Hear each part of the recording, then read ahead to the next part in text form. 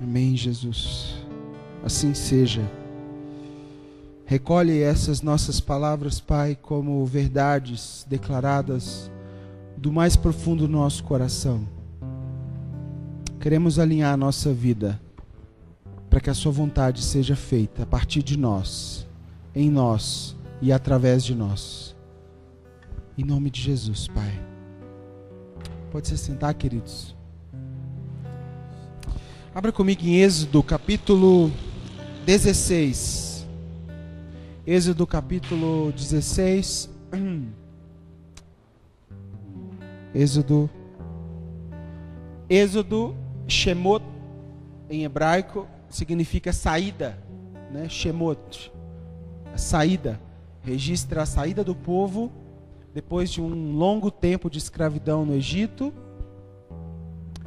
E é preciso lembrarmos que o povo que está no Egito não é um povo que nasceu no Egito, né? É um povo que não deveria estar naquela nação. Eles foram capturados, eles são cativos. E no Egito, esse regime de escravidão, naquela época, o regime egípcio era tirar os melhores da terra e levar para um outro local e trabalhar como escravo. Extorquia da pessoa o melhor que ela tinha, porém provia para essa pessoa o básico para ela sobreviver. Ou seja, mesmo sendo escravos, eles tinham casa e comida no Egito. E trabalho. Casa, comida e trabalho. Porém, Deus levanta um plano espetacular por meio de Moisés para tirar esse povo e trazer esse povo a uma nova terra que era deles por herança. E isso solicita deles uma nova jornada pelo deserto. E é bom lembrar que a jornada da saída da porta do Egito até a porta da Nova Canaã demorou 90 dias. E tudo mais, não foi 40 anos? Não, foi 90 dias.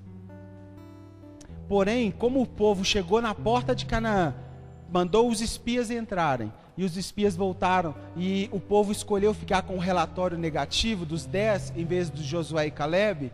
Deus fez com que eles andassem 40 anos em volta da terra prometida pelo deserto, até que toda aquela geração que saiu do Egito e que não creu, morresse, e nascesse uma outra geração a partir de Josué e Caleb, e assim entrasse na terra. E por isso 40 anos no deserto. Mas o povo que estava próximo a entrar, entraria com 90 dias. Êxodo conta essa história da saída do povo. E Êxodo 16 tem um evento muito particular. Êxodo 16, 1.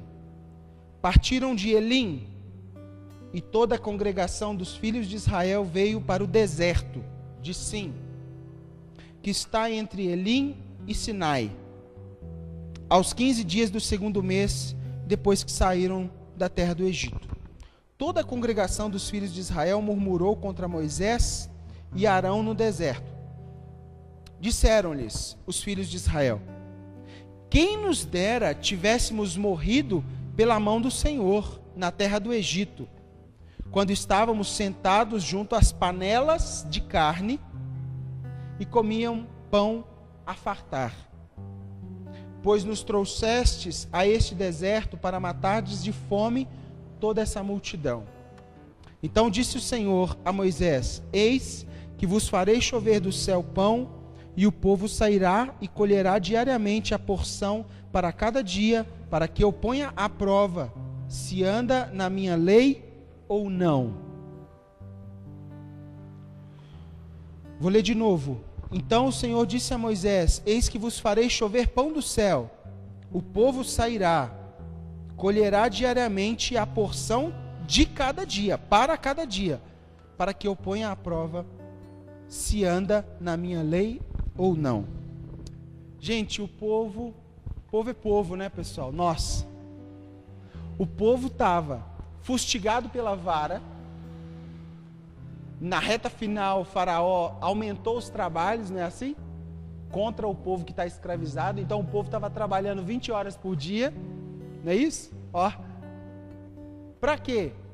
Construindo tijolos, para continuar tendo um pedaço de pão, um pedaço de carne e a casa.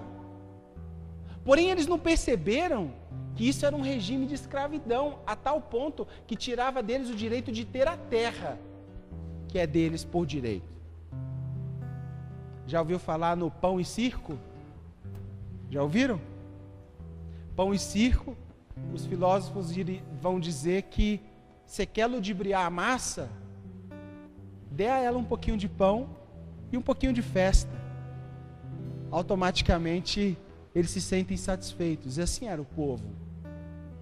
Porém, Deus chama esse povo para o deserto. O primeiro local que esse povo para, pessoal, é as águas de Mara. Quantos lembram disso? Lembra que eles estão saindo do Egito e a primeira coisa que Deus faz com eles é parar eles nas águas de Mara? E aí eles tomam a água e aí fala, bom, essa água é muito amarga.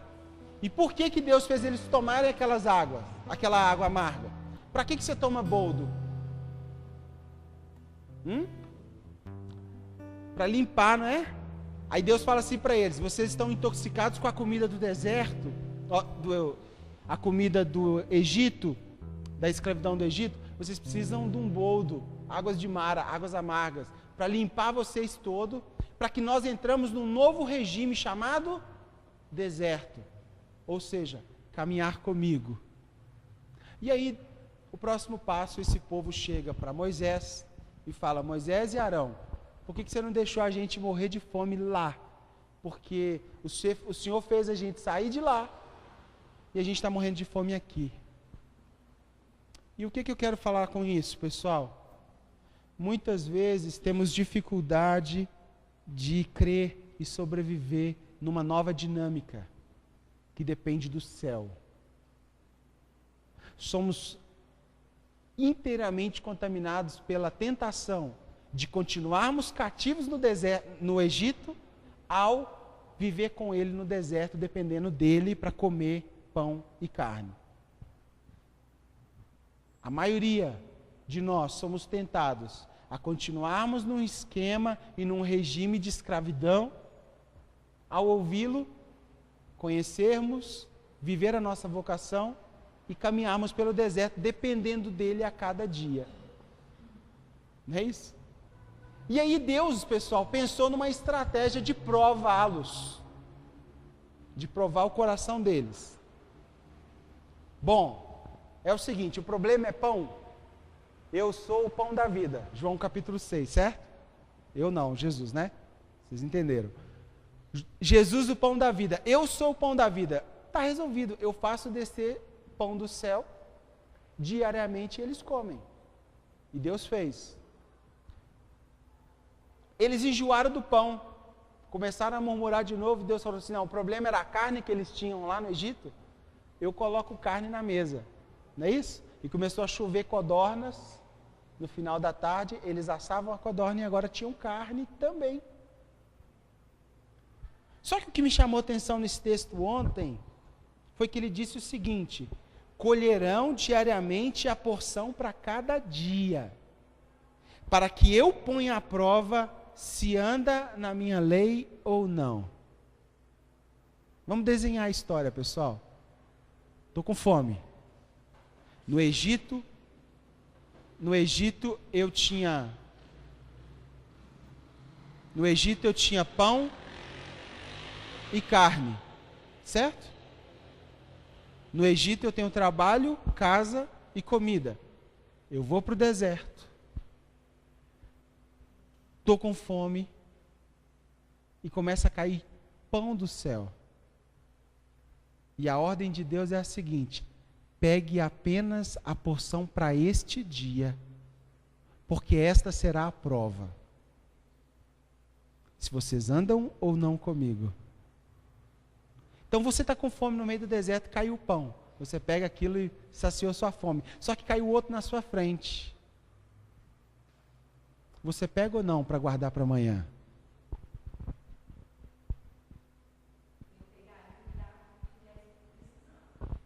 Amém. Essa era a prova do povo, se realmente tinha ouvido a lei dele. Não era para alimentar uma cultura acumulativa. Trocando em miúdos, nós vivemos numa geração, num tempo, onde quem é bem-sucedido, tem um bom trabalho, fez uma boa faculdade, tem direito a posses, essa posse angaria bens, esses bens prometem um equilíbrio na vida da pessoa, e a pessoa alimenta uma cultura de guardar e de acumular, porque quanto mais ela tem, mais ela é. E na lei está dizendo o seguinte: a minha prova será: colham diariamente a porção para cada dia. Isso aqui, pessoal, foi uma estratégia de prova. E a história vai dizer que alguns espertinhos não pegaram para repartir com quem tinha fome.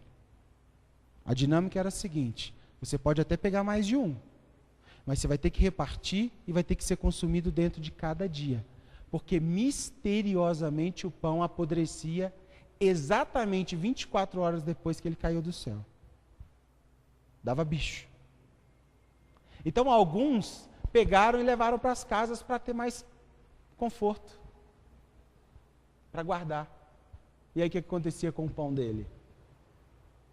Estragava. E esse é o teste para nós hoje também, pessoal. A nossa mentalidade é acumulativa ou de repartir? Às vezes é mais fácil falar a partir de alguém que tem pouco. Não é isso? Os que têm pouco são mais ávidos em falar, repartir. Mas ninguém é tão pouco, que não sinta dor em tirar o seu próximo degrau. Ninguém. E esse esquema social que estamos vivendo, do capitalismo, propõe inclusive para a igreja 2 caminhos.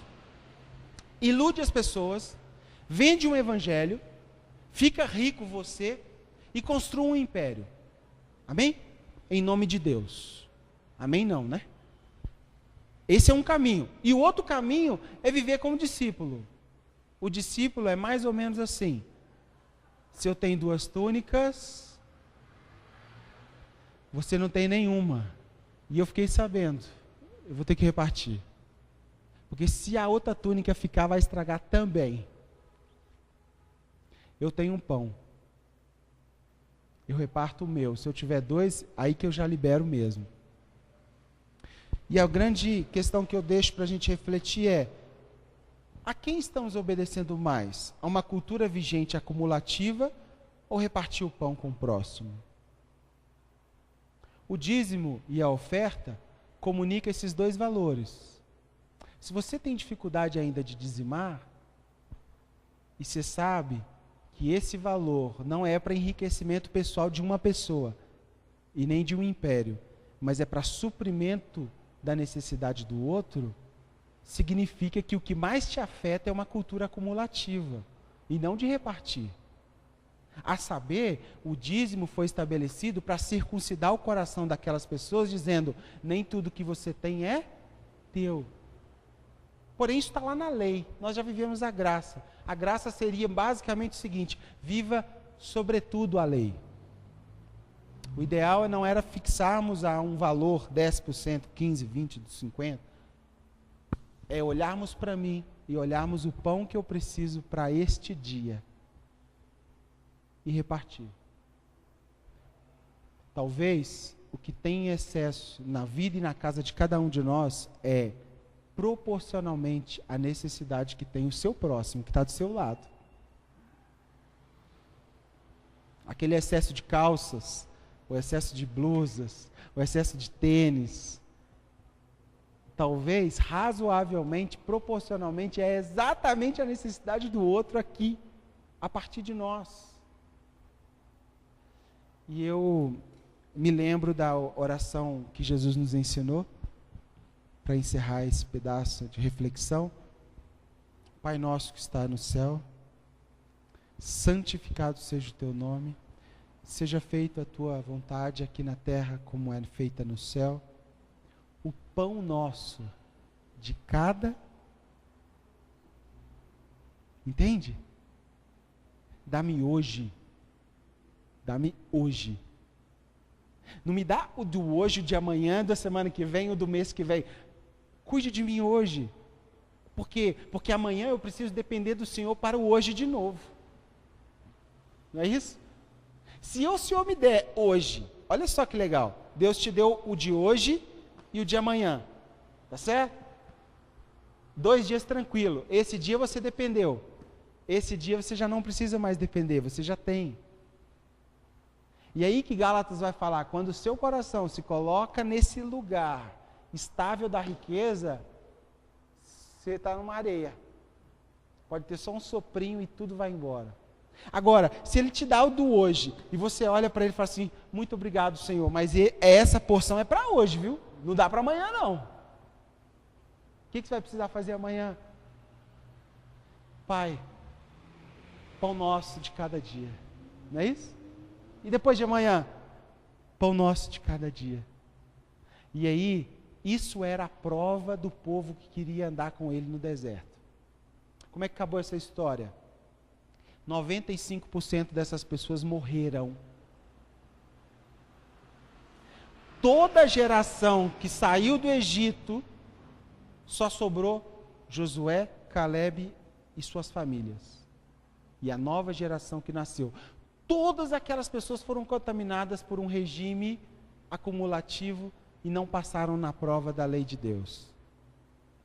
E nós somos tentados a viver isso hoje, inclusive, todos os nossos dias. Gente, o Paulo, falar do Paulo, né? Gente, o Paulo, esposo da Alcione, eu já tive o privilégio de trabalhar com a Alcione há 4 anos. Ela é minha coordenadora pedagógica lá no CTMDT. Foi ela que nos confiou a primeira vez uma disciplina, e depois fomos aumentando, ela foi nos confiando mais, e tem nos ensinado muito estar ali, né? E até então, eu não tinha conhecido seu esposo. Eu sabia que deveria ser um baita homem de Deus, porque ela é uma mulher de Deus. Inclusive, pessoal, só abrindo o coração, o resultado primário da sua vida é a pessoa mais próxima.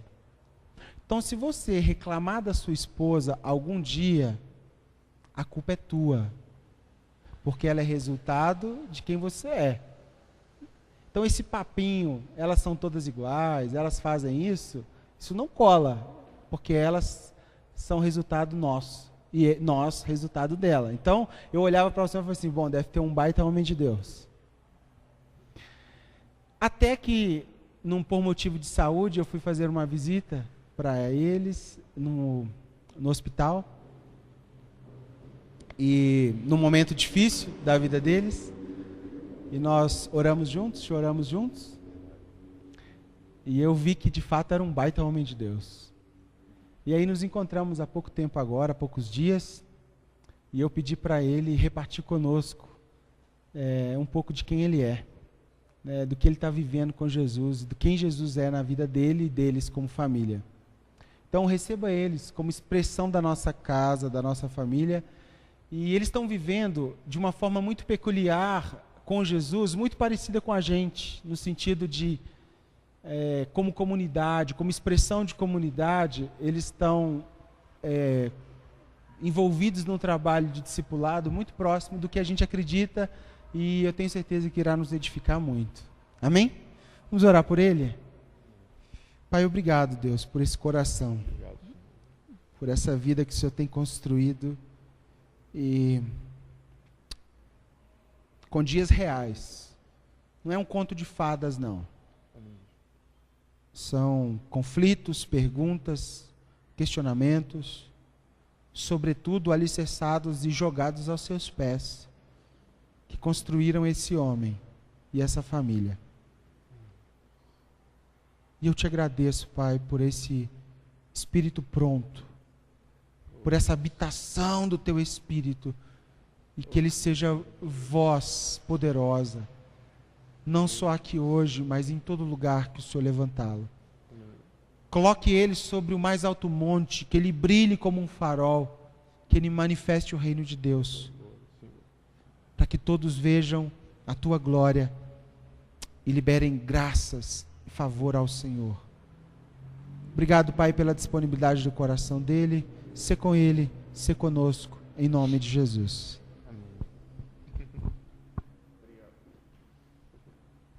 Amém. Bom, queridos, é um prazer estar com vocês aqui, né? Quando o David me chamou para estar aqui, né? Falei assim, meu Deus, eu tão pequenininho, né? Ir lá na igreja do David, eu não sou digno nem de amarrar o cadastro do sapato dele. mas eu quero dizer uma coisa, o Senhor está falando conosco hoje. Deus está falando profundamente com a gente hoje. Quando o David abriu a Bíblia aqui e começou a falar aquele texto de Marcos, né, meu coração se encheu ali, quase que eu pulei por aquela janela e eu estava tão fervoroso ali, porque era exatamente o que o Senhor estava falando comigo. Quando ele mandou ontem para mim o versículo lá da chamada, parece que ele colocou no grupo aí do WhatsApp, né, o versículo, era exatamente o que eu estava meditando e que o Senhor queria que eu falasse aqui hoje. Quando a irmã começou, Deus está falando com a gente hoje. Quando a irmã começou a ministrar o louvor aqui, pegou a palavra e começou a ler lá em Mateus 7, onde fala de colocar o nosso alicerce sobre a rocha, eu estava meditando sobre isso e o Senhor está querendo falar com a gente hoje. Eu tenho certeza que o Senhor vai fazer coisas ainda maravilhosas aqui no nosso coração e na nossa vida, como já tem feito até agora. Eu queria que para a gente começar, queria só que a gente lesse um versículo aqui.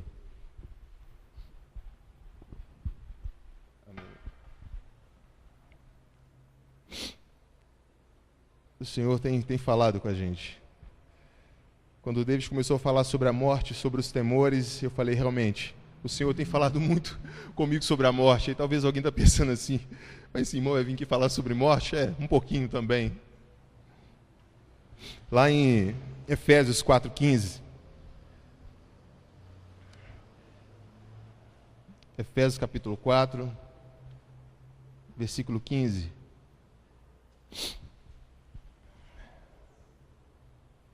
Lá diz assim, ó.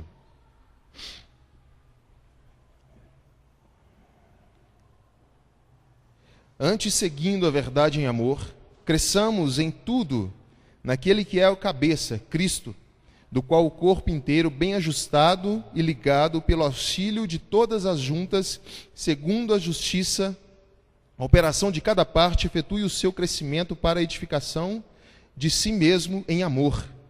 Agora lá em Colossenses 2,19.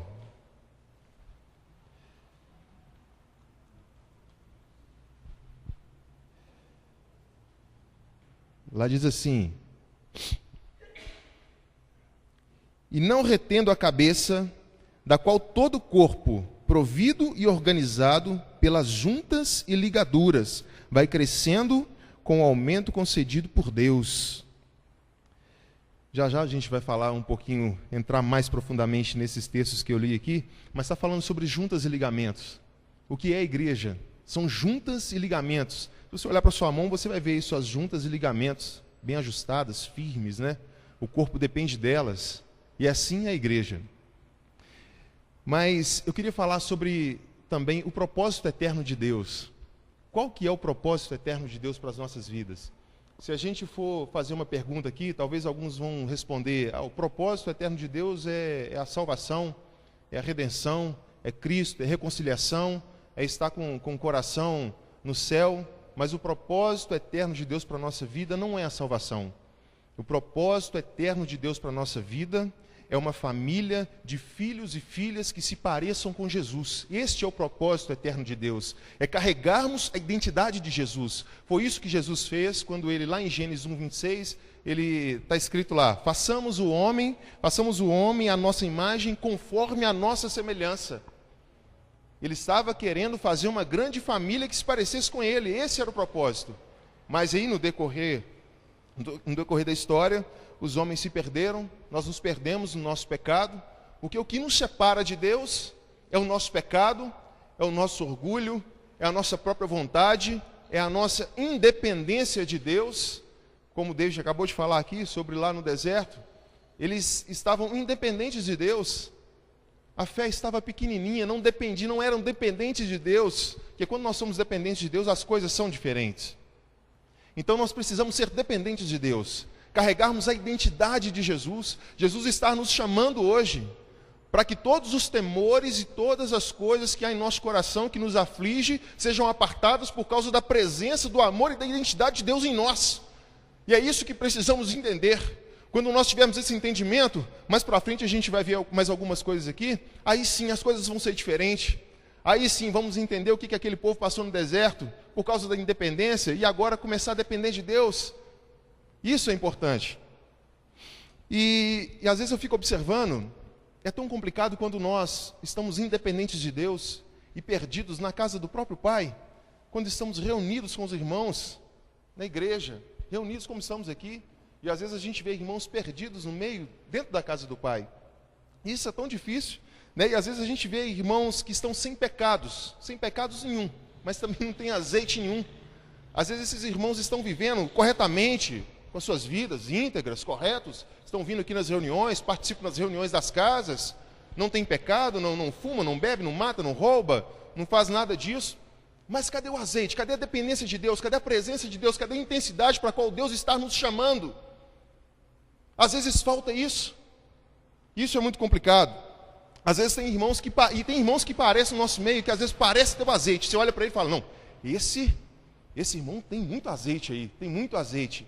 Mas na verdade o coração está cheio de entulho, cheio de pecado, cheio de coisas obscuras, escondidas. Estava refletindo com a Alcione esses dias, falando com ela sobre essa questão da morte. Eu comecei a refletir e pensar. Já parou para pensar se amanhã você não acordar? Já parou para pensar? Se os seus olhos fecham agora, você vira a esquina ali, acontece qualquer coisa, você fecha os olhos de repente. Ou a sua família, de repente, fecha os olhos alguém, não sei. Será que já parou para refletir sobre a morte? Sobre você estar aqui agora e de repente não estar mais? Nas viagens que eu fazia com a Alcione, há um tempo atrás, às vezes a gente pegava o avião para ir para algum lugar, e quando aquele avião começava a decolar, o avião ia subindo e eu ficava pensando, meu Deus, se esse avião cai aqui, acontece um negócio. Eu pensava comigo por dentro, né? Como que vai ser? Eu não estou preparado ainda. Meu coração está cheio de coisas ruins.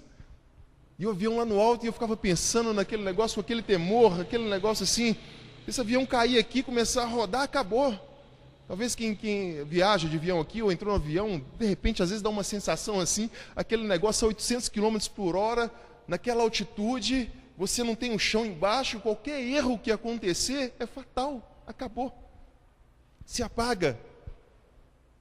E hoje eu entro dentro do avião e penso assim, meu Deus, se esse avião caísse aqui hoje, como seria bom. Não que eu estou desejando a morte, não que desejamos a morte, mas a morte para nós cristãos deve ser aquela cereja do bolo, aquela coisa como Paulo diz, o viver é Cristo e o morrer é lucro. Quando nós temos esse entendimento, as coisas começam a ser diferentes na nossa vida, não temos mais o temor. Como o David estava falando, essas catástrofes, não sei, vai ter terremoto não sei aonde, a terra vai se abrir, vai engolir alguma coisa. Quando nós não tememos mais a morte, não tememos mais essas coisas, passa a ser diferente. Você consegue virar a esquina, se você for assaltado, tiver uma arma na sua cabeça, você prega para aquele cara sem temor nenhum. Nós nos tornamos pessoas destemidas. Como Paulo disse, o viver é Cristo e o morrer é lucro. Então eu estava refletindo isso com o senhor, Alcione. A morte não tem que ser algo desejável. Mas se vier, de alguma maneira, estamos prontos. Mas a reflexão que eu quero fazer, será que estamos prontos? Será como está o nosso coração? Às vezes a gente está cheio de entulho, coisas guardadas aí dentro, cheio de pecados guardados, isso precisa vir à luz, precisa vir à tona. Uma vez sentei com a minha esposa e comecei a colocar o meu coração diante de Deus, comecei a colocar a minha vida na luz, tudo que estava escondido e guardado.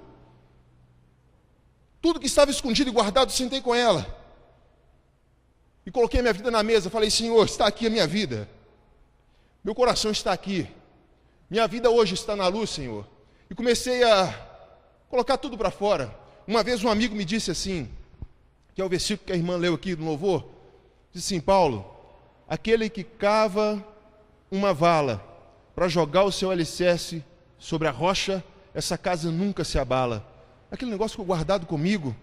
E às vezes o versículo está falando, aquele que cava profunda vala, para lançar os fundamentos sobre a rocha. E às vezes a gente vai cavando uma profunda vala, e vai saindo terra, vai saindo entulho. A gente mexe com construção civil, às vezes tem terrenos que a gente pega, que é tão difícil furar o terreno. Às vezes tem muito entulho, muita rocha, e você tem que cavar profunda vala, porque você tem que chegar num lugar firme para lançar lá o concreto, para você edificar uma casa, um prédio, para ele não cair. E eu comecei a refletir sobre isso, sobre nós cavarmos essa profunda vala, e às vezes vem entulho, tem muito entulho, muita sujeira, terra de todo tipo de jeito que você imaginar.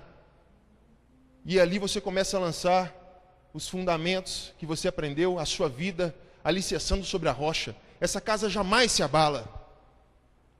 E nesse dia, eu sentei com a minha esposa e disse, a minha vida precisa vir para a luz. O meu coração precisa vir para a luz.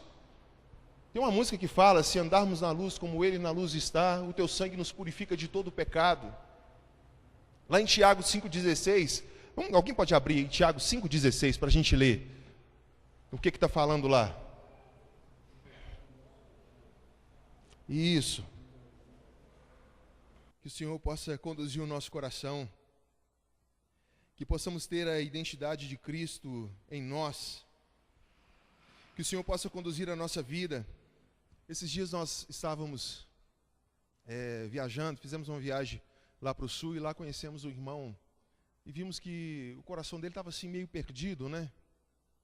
Ele estava meio perdido, ele congrega numa igreja lá e ele estava tendo umas dificuldades com a liderança da igreja e com o pastor. Então, começamos a compartilhar o evangelho com ele. Ele é dono de uma agência de turismo e ele nos pegou no hotel para poder nos levar para passear, para conhecer alguns lugares e tudo. E aí, num dia que ele trouxe a gente até o hotel, chegamos às 11 horas da noite, ficamos dentro do carro dele. E aí nós ficamos compartilhando o evangelho até as 2 horas da manhã, e o tempo passou, e foi tão gostoso aquele momento. E ele dizia das dificuldades dele, das dificuldades que ele estava tendo com a igreja, nessa questão do partir do pão mesmo, que os irmãos estavam tão interessados naquela estrutura do templo, de reformar, de fazer isso, fazer aquilo, e ele conversava com o pastor dele que ele queria pegar esse dinheiro e ir lá na comunidade pertinho lá, e ajudar aquelas pessoas que estavam lá. E aí parece que o pastor montou um bazar para poder ajuntar dinheiro para a igreja. Não há problema nenhum, mas ele chegou e falou, pastor, em vez de a gente montar esse bazar, vamos direto lá então distribuir essas roupas lá para esse pessoal. E aí aquele pastor, acho que não gostou muito da atitude dele, ele estava meio perdido, ele com um coração de discípulo, um coração assim, do Senhor, estava perdido, e a gente tentando conversar com ele, compartilhar com ele, mas aí nós colocamos ele em contato com alguns irmãos da nossa comunidade que estão lá em Porto Alegre, e para ele poder se alinhar com esses irmãos, para poder conduzir, fazer a caminhada. Eu estou falando isso por quê? Porque a gente vê hoje um evangelho assim tão estranho. Você olha para as pessoas assim e não tem aquela intensidade, não estão vivendo uma vida para o Senhor, uma vida de verdade, uma vida entregue, uma vida onde não há temor de nada, não há temor da morte. Quando tememos a morte, tememos essas coisas, essas catástrofes, será que nosso coração está realmente alinhado? Será que a nossa vida realmente está direcionada a Deus? Precisamos repensar muitas coisas, precisamos repensar os nossos valores em quem temos crido de verdade, porque o Senhor está nos chamando. Quando o David começou aqui a ministrar mais cedo, falando que o Senhor está nos chamando, o Senhor quer alinhar o nosso coração com a vontade soberana dEle, e assim precisamos viver. Um discípulo vive assim, agarrado um com o outro. Lá na nossa comunidade, a gente tem um sistema que ninguém fica sozinho, não pode, ninguém fica sozinho, sempre tem alguém que cuida de você. Tem um casal que cuida da gente, a gente cuida de outras pessoas, e outros vão cuidando de outros. Isso é juntas e ligamentos, precisamos estar assim, firmes, orando, intercedendo uns pelos outros, senão como vai ser a nossa vida? Outro dia a gente foi fazer uma viagem também rápida para atender um casal lá em Aimorés.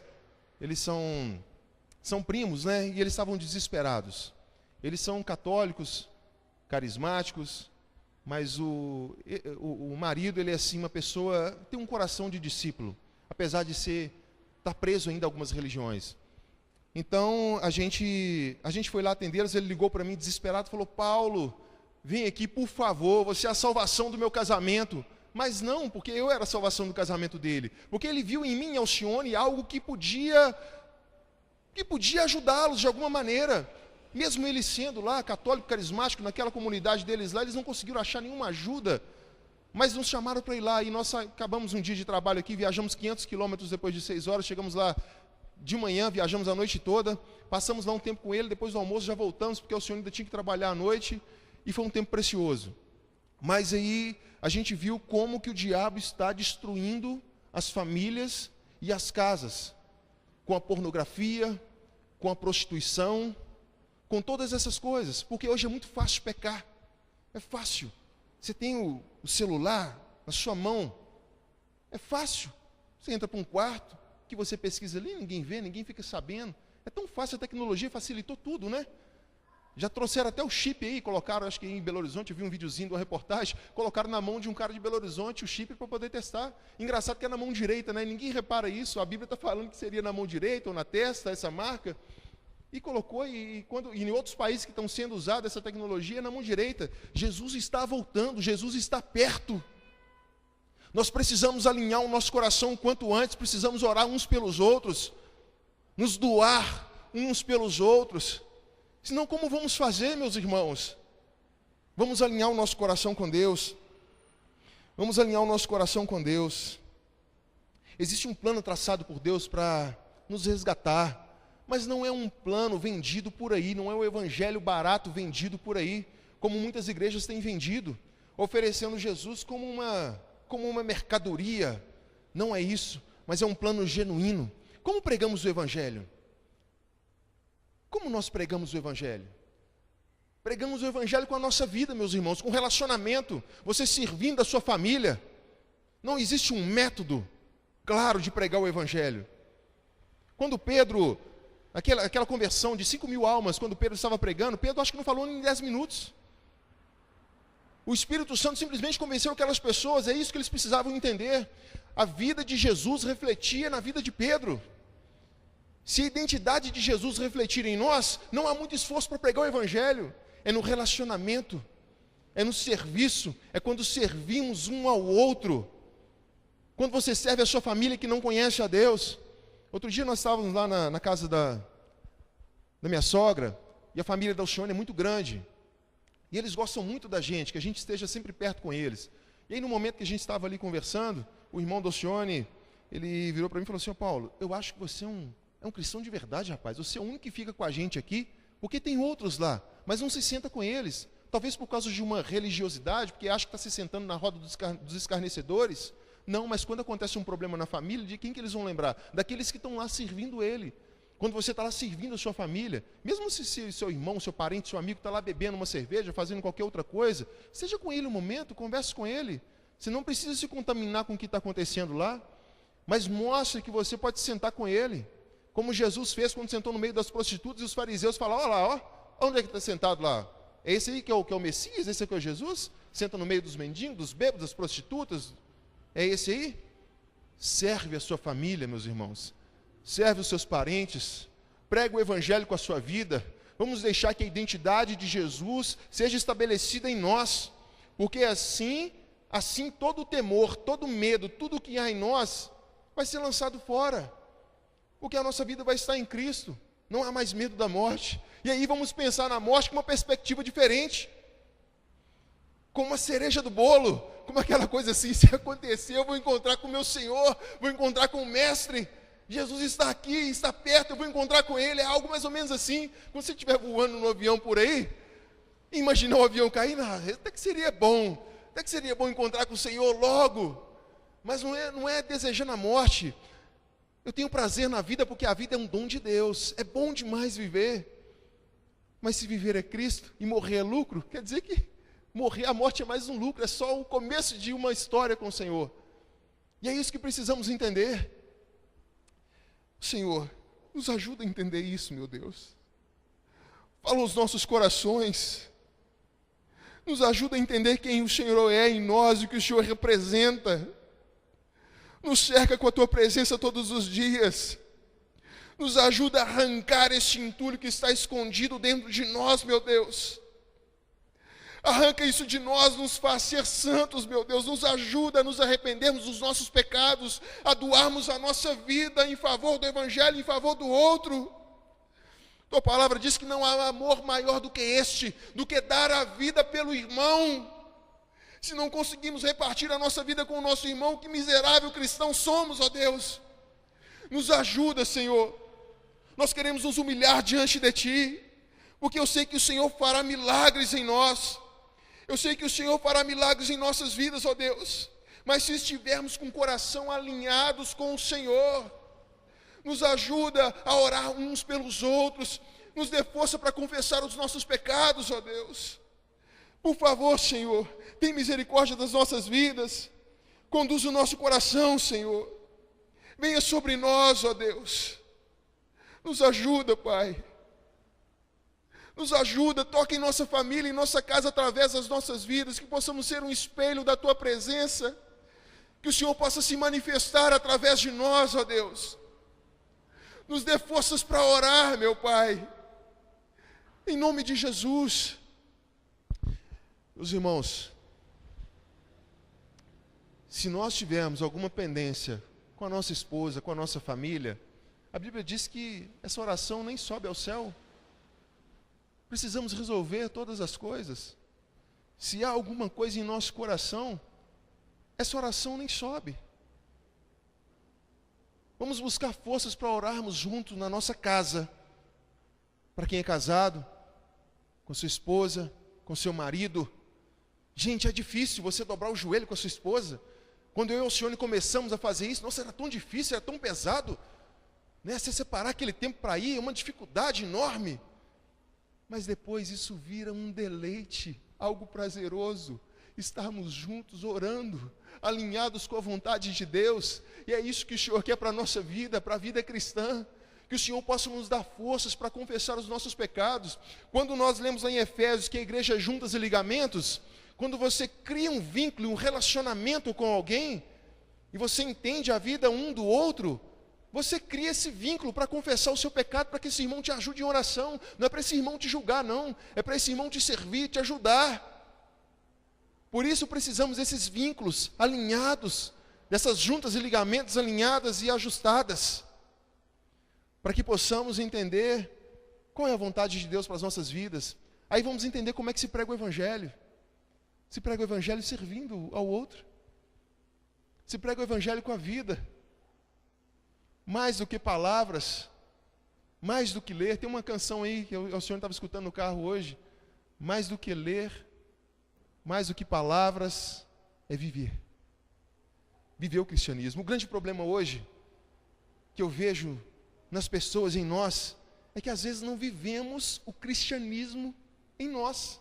Queremos aplicar o cristianismo no outro. Queremos aplicar o cristianismo em todo mundo. Mas nós não aplicamos o cristianismo em nós. Não temos uma vida na luz, não temos uma vida simples, uma vida como um dia claro. A vida de um cristão tem que ser como um dia claro. Você olhar para ele e falar, não, é um dia claro. Queremos aplicar o Evangelho em todo mundo. Esquecemos de aplicar em nós. O Senhor quer aplicar o Evangelho em nós para que a gente possa fazer a vontade dEle soberana nessa terra. O Senhor está falando conosco aqui desde quando começou. Ele quer tirar os medos. Medo de catástrofes, terremotos. Isso não pode afligir as nossas vidas. Se isso chegar de alguma maneira e for aquela cereja do bolo que vai nos fazer encontrar com o Senhor, mas e aí, como é que está o coração nosso? Será que está preparado para receber a cereja do bolo? Aquilo que Paulo falou, que é o lucro. Se a vida nossa é Cristo, a morte é lucro. Não há o que temer. Não precisa temer quando você entrar no avião, ele é 800 km por hora e você sentir que não tem nada debaixo. Essa tem que ser a vida de um cristão, a vida de um discípulo, servindo, amando, cuidando um do outro.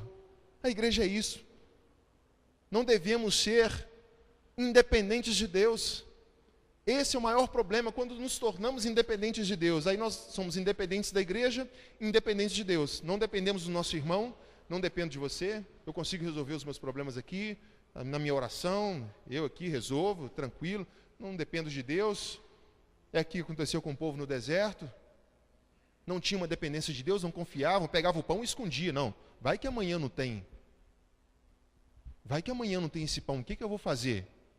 Meus irmãos, não é nenhum problema ter carro, dinheiro, condição. O problema está aqui dentro, ó, do coração do homem.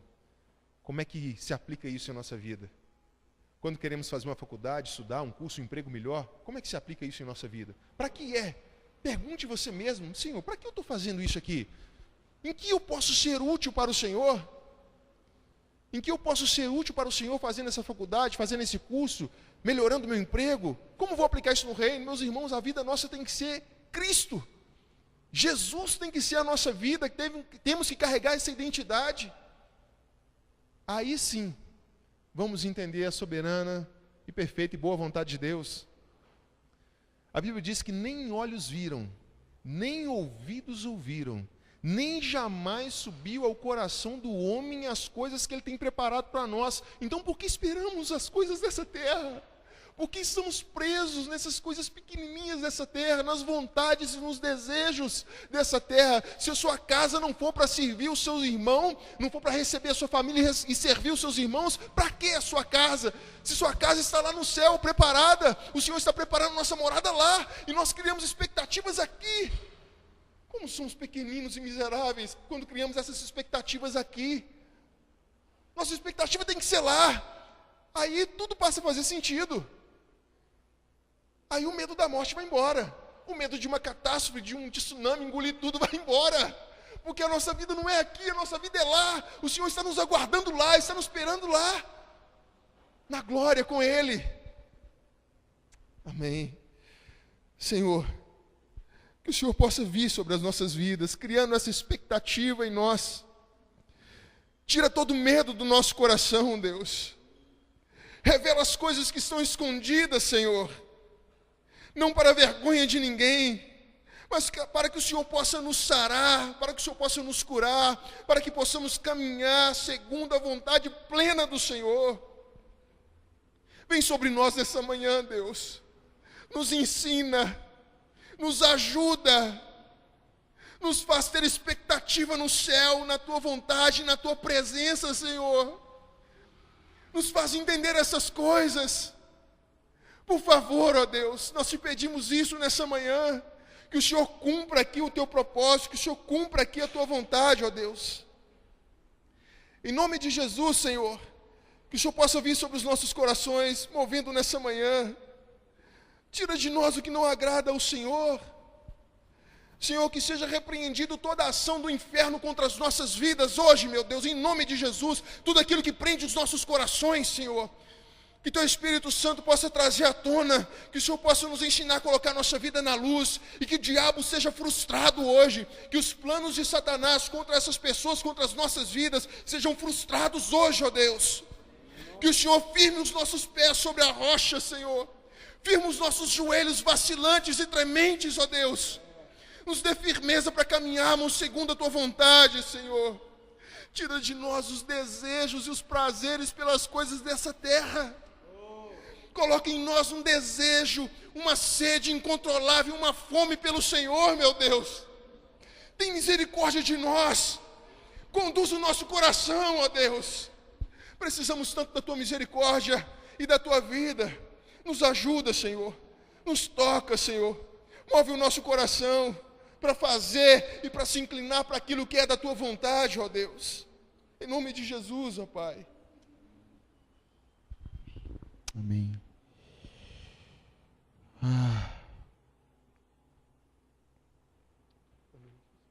Oh, Jesus. Que Teu Espírito possa,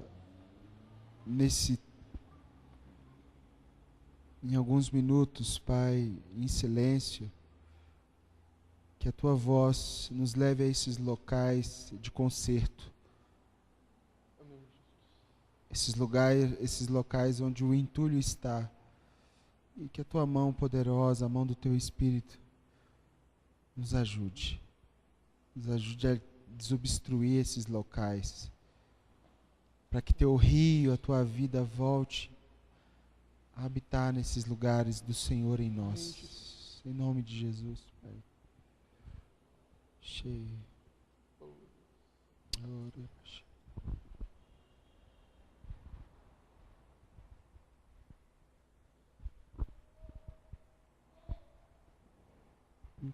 vítimas.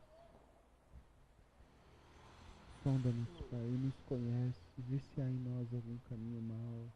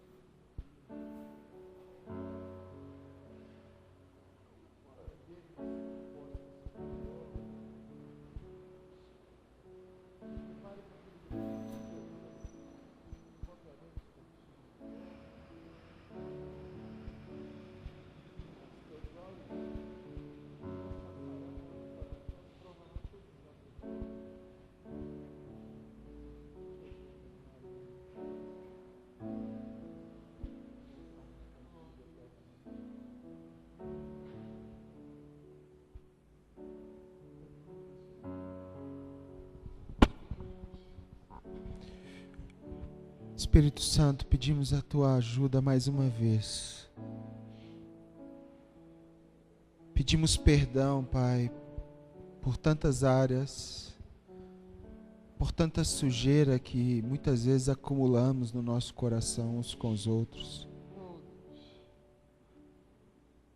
E precisamos do Senhor tirar essas pedras do caminho. Pessoas que nos feriram, nos fizeram mal, ou nos negaram aquilo que é devido, ou que era justo. Mas o Senhor não veio para morrer pelos certos. O Senhor veio para se tornar justiça para os que não tinham como ser justos. E se o Senhor nos perdoou, por que nós não devemos perdoar? Por que nós podemos reter o perdão, sendo que o Senhor mesmo disse que se nós não perdoarmos, o Senhor também não nos perdoaria, porque o perdão já foi eterno. Pedimos que nesse dia o Senhor refaça vínculos perdidos, refaça caminhos novamente, Pai. Refaça um caminho saudável de vida eterna dentro de nós, nos fazendo mais parecidos contigo, mais transformados à sua imagem, com a mesma essência, a mesma natureza, mesma proposta. Ó Jesus, Yeshua HaMashiach, nos ajuda. Quebre toda falsidade, Pai. Denuncie toda falsidade relacional, argumental. Caia as máscaras, Pai. E venha a Tua natureza para o nosso meio. Porque essa é a receita que o Senhor seria visto. Se nós, uns com os outros, fôssemos um, o mundo viria, o mundo saberia que o Senhor é, que o Senhor sempre foi e que o Senhor sempre será. Uma família. Nos ajuda, Deus. Pai, oramos também pela nossa cidade, pelas cidades que têm o seu destino governamental decidido hoje. Tenha misericórdia, Pai, das mentes vacilantes, das mentes pecaminosas com seus argumentos caídos. E mais uma vez nós recorremos à sua soberania. Recorremos à consciência que o Senhor está no trono e que nada foge do teu governo, nada. A nossa cidade politicamente parece que está sob juízo. com as propostas. Mas o Senhor continua soberano no trono. E nós oramos, Pai, para que os governantes que ocupem esse lugar se dobrem à vontade perfeita do Senhor. Que não haja, Pai, minimamente injustiças e iniquidade, mas que haja um reino justo, que reconhece o Deus justo que o Senhor é. Damos uma ordem, não por nós, mas pelo nome de Jesus, a todo potestade, a todo império das trevas, que tenta ocupar esses lugares, essas cadeiras, e oprimir o pobre, oprimir o órfão, a viúva, o necessitado. Pai, em nome de Jesus, levanta-se sobre esses lugares, sobre essas esferas, e estabelece o seu trono, Pai, em nome de Jesus. Venha ocupar esses lugares, ocupe a esfera da política e traga a manifestação governamental do seu amor, da sua graça e do seu favor sobre nós. Pai, obrigado pela vida do Paulo no nosso meio. Obrigado por ver tanto fogo no coração dele. Obrigado por ver lágrimas de verdade que conectam ele contigo, Jesus. Que ele seja esse bom servo, discípulo, que distribui fogo por onde passa, que distribui simplicidade e verdade da tua palavra, porque como ele mesmo disse, Pedro não precisou de muito tempo de transmitir o que ele realmente era, e nós oramos, Pai, para que o Paulo continue manifestando isso, que essa comunidade a qual ele representa seja dia após dia profundamente alicerçada contigo, alicerçada com o Senhor e fundamentada em quem o Senhor é, do porquê o Senhor é. Abençoa essa casa, essa família, Deus, em nome de Jesus. Sonda o coração deles, Pai, seja generoso mais uma vez. Renova esperanças e seja generoso. Manifesta a sua graça, o seu favor em dose abundante sobre essa casa, papai. Em nome de Jesus. Em nome de Jesus, Pai. Seja com a nossa comunidade, Senhor.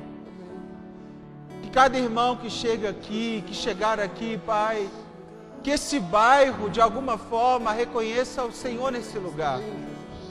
Não porque nós somos bons, não pela nossa teologia, não pelo nosso argumento social, mas porque o Senhor é e o Senhor habita, o Senhor ocupa, o Senhor é levantado, o Senhor é manifesto. Pai, queremos avançar em prol desse lugar, desse bairro, dessa cidade, mas não com interesses próprios, vãos e imperialistas. Queremos que o Senhor seja visto. Purifique o nosso coração, purifique as nossas obras. Passe um pente fino sobre tudo e sobre todos. E seja visto, seja levantado, seja construído no nosso meio. Obrigado por essa manhã, Jesus. Tão poderosa, tão especial. Obrigado, Jesus, por novamente voltar os nossos pés para o caminho, para a porta estreita, para o caminho apertado. Obrigado. Obrigado por esse caminho apertado que nós caminhamos e partes de nós vai ficando para trás, nossas mochilas vão ficando para trás, nossas roupas vão ficando para trás, tudo vai ficando para trás até que sejamos somente nós e o Senhor.